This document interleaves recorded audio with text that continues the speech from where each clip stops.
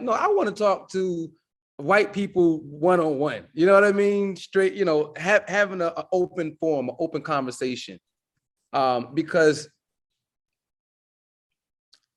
there are a lot of things that I know white people would love to say to Black people, but feel that it's just not politically correct, but that they're right in their position, but that is just not politically correct, or they may have some questions or something that they don't get an opportunity to say to a thinking Black person, who's not just going to attack or just getting over all of that feeling. Because one of the things that's happening now is that people act differently around me.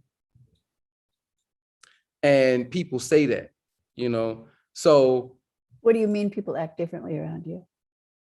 It's like people act differently based on the audience, based on who's in the room, so you act differently if your pastor's in the room, if your pastor's not in the room. Okay, yeah.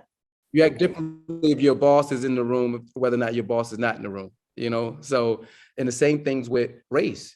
There are people who won't feel comfortable saying certain things if you're up there, even though we have, this open policy and we're like, we respect everyone's opinion, everyone's culture and all of that. And as long as everything is framed in that dynamic, it's fine. This is tough. It's tough conversations, tough questions.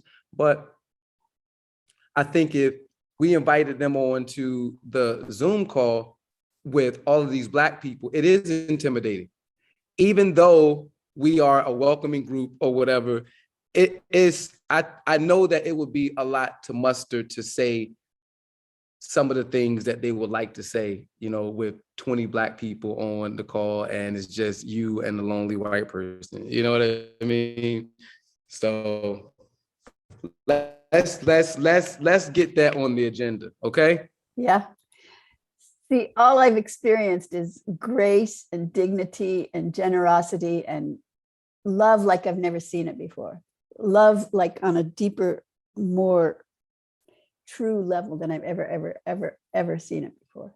So kind of when you're talking like that, I believe you.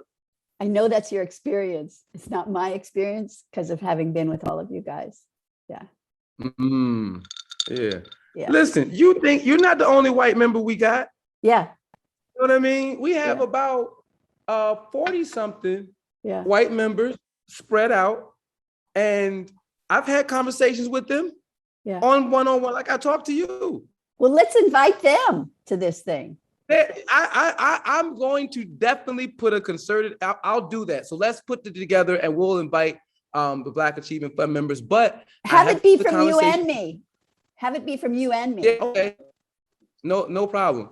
And I'm just here to tell you, it's like they contribute, but they're just like, I'm just here to let you guys do your thing. And I'm like, no, we need you part of a conversation as well. Yeah. You know what I mean? And, they'll say they're going to come on, they want to come on. And I don't pressure people beyond a certain point because I don't think it's right. Okay, but I don't mind doing that. Give me that job. Give me that job, Arkee. Because I can say it in a way, it's not pressure. It's just like, you guys don't know what you're missing. Right. There's a book that I just purchased called, and I'm a good way through it. Combined Destinies, it's called. And it's I should have it here, but it's about the grief that white people have experienced in their lives because when they were young, they were separated from their Black friends and the Black acquaintances and their Black housekeepers and their Black nannies, and the loss that they feel because those were very, very special connections. So it is such a beautiful book because it's short essays. It's just like, a paragraph here, a page here, and it's just incredible. So no, this is something. You can send it to me and I'll reimburse you. I would love that. Okay. Good.